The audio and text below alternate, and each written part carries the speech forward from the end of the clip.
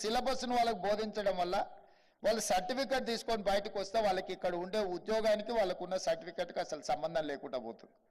అందుకే టాటా ఇన్స్టిట్యూట్తో మాట్లాడి వాటిని అప్గ్రేడ్ చేయడానికి ఐటీఐలను కాస్త అడ్వాన్స్డ్ టెక్నాలజీ సెంటర్స్గా అక్కడ సాంకేతిక నైపుణ్యాన్ని అభివృద్ధి చేసి సిలబస్ను మార్చి వాళ్ళకి అక్కడ ట్రైనింగ్ ఇచ్చి అక్కడి నుంచే వాళ్లకు పరిశ్రమలకు ఉద్యోగ ఉపాధి అవకాశాలు కల్పించడానికి కాంగ్రెస్ పార్టీ ప్రభుత్వాన్ని ఏర్పాటు చేసిన మరుక్షణం టాటా యాజమాన్యంతో మాట్లాడి 2400 కోట్ల రూపాయలతో వాటిని ఆధునీకరించే పనిలో మా ప్రభుత్వం నిమగ్నమైంది. 2400 కోట్లల్లో ప్రభుత్వం నిధులు పెట్టిందని మీరు అనుకుంటే పొరపాటు.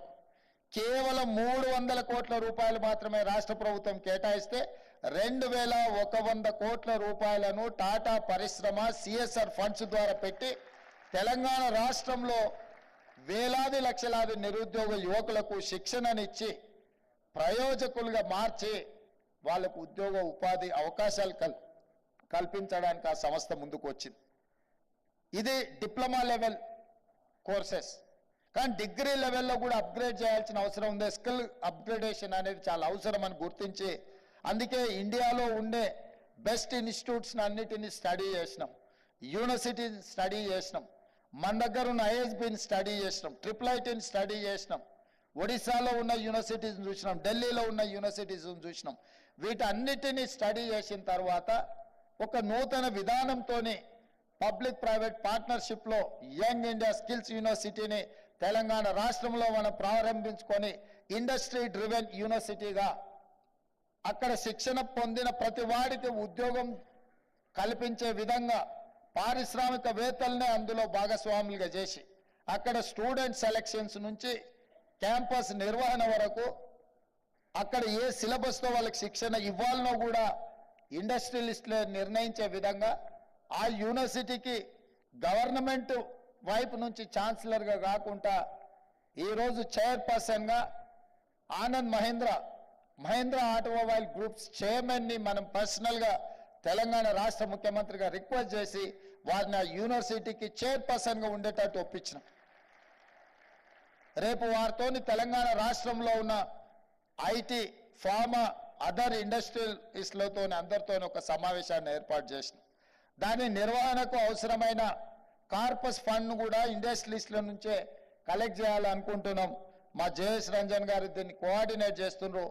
నాకు తెలిసి రేపు ఒక్కరోజే రేపు ఈవినింగ్ ఆనంద్ మహేంద్రతో ఏర్పాటు చేసిన ఈ పారిశ్రామికవేత్తలతో ఒక చిన్న గెట్ టుగెదర్ మినిమం 300 నుంచి 500 కోట్ల రూపాయల పరిశ్రమలు ఈ యూనివర్సిటీని నిర్వహించడానికి ఇవ్వడానికి ముందుకు వచ్చి ఒక కార్పస్ ఫండ్ క్రియేట్ చేసి బడ్జెట్ కన్స్ట్రెయిన్స్ లేకుండా ఆర్థిక ఇబ్బందులు లేకుండా యూనివర్సిటీని నిర్వహించడమే కాకుండా గ్రామీణ ప్రాంతాలలో ఉన్న చదువుకున్న నిరుద్యోగ యువకులకు శిక్షణ ఇవ్వడం ద్వారా ఉద్యోగ ఉపాధి అవకాశాలు కల్పించడానికి ఈ ప్రభుత్వం విధి విధానాలను ఖరారు చేసింది. ముందుకొచ్చిన పారిశ్రామికవేత్తలందరికీ కూడా ఆనంద్ మహేంద్ర లాంటి వ్యక్తులకు తెలంగాణ రాష్ట్ర ప్రభుత్వం తరఫున కృతజ్ఞతలు తెలియజేస్తున్నాం. ఇది రాజకీయ ప్రయోజనం కోసం కాదు. ప్రతి సంవత్సరం 1,00,000 మంది ఇంజనీరింగ్ గ్రాడ్యుయేట్స్ బయటకు వస్తే చాలా మంది ఇంజనీరింగ్ చదువుకున్న ఉద్యోగం రావడం లేదంటారు. ఉద్యోగాలు ఇప్పించమని వాళ్ళ తల్లిదండ్రులు మా దగ్గరకు వస్తారు. 15,000 20,000 కూడా 15,000 అయినా సరే సార్ మా పిల్లోడికి ఉద్యోగం ఇప్పించండి అంటారు. ఇంజనీరింగ్ గ్రాడ్యుయేట్ ఇంత తక్కువ శాలరీకి ఎందుకు పని చేస్తుండో? ఏదైనా కన్స్ట్రక్షన్ కంపెనీ సైడ్ కొంచెం ఫీల్డ్ ఎక్స్పీరియన్స్ ఉండి ప్రాక్టికల్గా అనుభవం ఉన్న వాళ్ళని చూస్తే 40,000 50,000 తక్కువ కాకుండా ఎవరు రావడం లేదు. అంటే ఎక్కడైతే సాంకేతిక నైపుణ్యం లోపించిందో వాళ్ళకు ఉద్యోగ అవకాశాలు రావడం లేదు. అందుకే వాళ్ళందరికీ కూడా స్కిల్ అప్గ్రేడ్ చేసి వాళ్ళకి శిక్షణ ఇవ్వడం ద్వారా పరిశ్రమలకు సాంకేతిక నైపుణ్యం ఉన్న నిరుద్యోగ యువకులను అందుబాటులోకి తీసుకొస్తే పరిశ్రమలు బలపడతాయి, పరిశ్రమలలో ఉత్పత్తి పెరుగుతుంది, తెలంగాణ రాష్ట్ర ఆర్థిక విధానము పెరుగుతుంది అని మా ప్రభుత్వం బలంగా విశ్వసించడం వల్ల ఈరోజు ఆ విధానాన్ని కూడా తీసుకొని ముందుకు వచ్చినాం.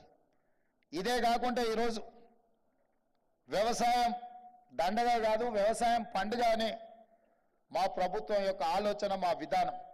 అందుకే రైతులకు ఉచిత విద్యుత్ ఇచ్చినాం, రైతులకు రుణమాఫీ చేసినాం, రైతులకు సబ్సిడీలో ఇత్తనాలు ఇచ్చినాం, రైతులకు సబ్సిడీలో ఎరువులు ఇచ్చినాం, రైతులకు సబ్సిడీలో వ్యవసాయ పనిముట్లను ఇచ్చినాం. అయినా రైతుల జీవితాలలో మార్పు రావడం లేదు, ఆర్థికంగా నిలదొక్కుకోవడం లేదు. ఈ రోజు కూడా రైతులు ఆత్మహత్యలు చేసుకునే పరిస్థితి ఉన్నది. దీన్ని నిశితంగా గమనించాల్సిన అవసరం తెలంగాణ సమాజానికి ఉన్నది. నిన్నగాక మొన్న భట్టి విక్రమార్క గారి సహకారంతో 2 లక్షల రూపాయల వరకు రుణమాఫీని 18,000 కోట్ల రూపాయలను 27 రోజుల్లో రైతుల ఖాతాలో వేసి రైతులకు రుణ విముక్తులను కలిగించిన చర్యలు కూడా చేపట్టినాం. అయినా రైతుల కష్టాలు తీరడం లేదు. గ్రామీణ ప్రాంతం నుంచి వచ్చిన నేను దీన్ని నిశితంగా గమనించి పరిశీలించి మీ ముందు ఉంచుతున్న మాట ఏంది అని అంటే, కుటుంబంలో చాలా మంది వ్యవసాయం మీదనే ఆధారపడడం వల్ల వ్యవసాయం ద్వారా వచ్చిన ఆదాయం కుటుంబానికి సరిపోవడం లేదు. ఒక కుటుంబంలో 10 మంది ఉంటే 10లో 8 మంది వాళ్ళకున్న 5 ఎకరాల భూమి మీద వ్యవసాయం మీదనే ఆధారపడడం వల్ల 5 ఎకరాలలో పండించిన పంట కుటుంబంలో ఉండే 8 మందికి ఖర్చులకు, అవసరాలకు, ఆర్థిక ఎదుగుదలకు ఉపయోగపడడం లేదు. అందుకే ఈరోజు తెలంగాణ రైతాంగానికి నా సూచన, నా విజ్ఞప్తి, కుటుంబం వ్యవసాయం వదలొద్దు. Agriculture is our culture. ఈ అగ్రికల్చర్లో మన కుటుంబం అంతా కూరుకపోతే మనం అప్పుల్లోనే ఉంటాము. అందుకే కుటుంబంలో 2-3 వ్యవసాయం చేస్తే మిగతా వాళ్ళు వ్యవసాయం నుంచి బయటకు వచ్చి ఉద్యోగ ఉపాధి అవకాశాలలో రాణించాలి, వ్యాపారాలలో ఎదగాలి. అప్పుడే మన కుటుంబాలు ఆర్థికంగా ఎదుగుతాయి. చాలామంది ఈరోజు కృష్ణా, గుంటూరు జిల్లాల నుంచి మొదలు పెడితే నిజామాబాద్, ఖమ్మం లాంటి జిల్లాలలో ఉన్న రైతుల కుటుంబాలు ఒకప్పుడు గొప్ప వ్యవసాయదారులుగా ఉన్న వాళ్ళు కూడా వాళ్ళ పిల్లలను ఐటీ సైడ్ చదివించడం వల్ల, వాళ్ళు ఐటీ నిపుణులుగా అమెరికాలకు, ఇతర దేశాలకు వెళ్ళడం వల్ల ఆ కుటుంబాలు ఆర్థికంగా ఎంతో ఎదిగినాయి. ఆ కుటుంబాలు అదే వ్యవసాయం మీద ఆధారపడి ఉంటే వాళ్ళకు ఆర్థిక ఎదుగుదల రాకపోతుండే. ఇవాళ మన రాష్ట్రంలో అత్యధికంగా ఆదాయం పెరగడానికి, భూముల విలువలు పెరగడానికి బలమైన కారణము మన యువత సిలికాన్ వ్యాలీని కూడా శాసించేంత స్థాయికి ఐటీ రంగాలలో, ఫార్మా రంగాలలో రాణించడం వల్ల ఆ సంపాదనతో ఈరోజు భూముల మీద పెట్టుబడులు పెట్టినరు. ఒకప్పుడు కృష్ణా, గుంటూరులో 1 ఎకరం అమ్మితే తెలంగాణలో 10 ఎకరాలు కొనే పరిస్థితి ఉండే. ఇవాళ తెలంగాణలో 1 ఎకరం అమ్మితే కృష్ణా, గుంటూరులో 100 ఎకరాలు కొనుక్కునే పరిస్థితి వచ్చింది.